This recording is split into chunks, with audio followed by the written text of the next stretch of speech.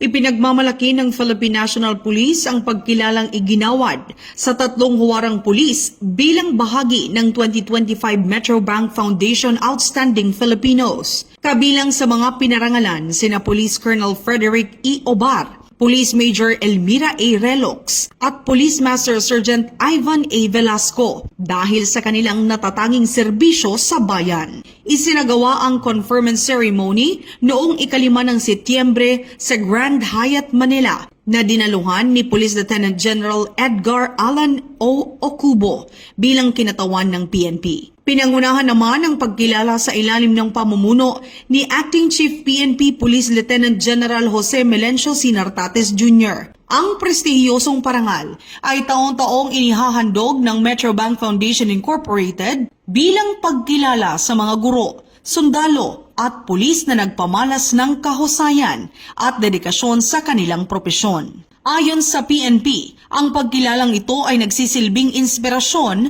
sa buong hanay upang ipagpatuloy ang serbisyo publikong may puso, integridad at disiplina.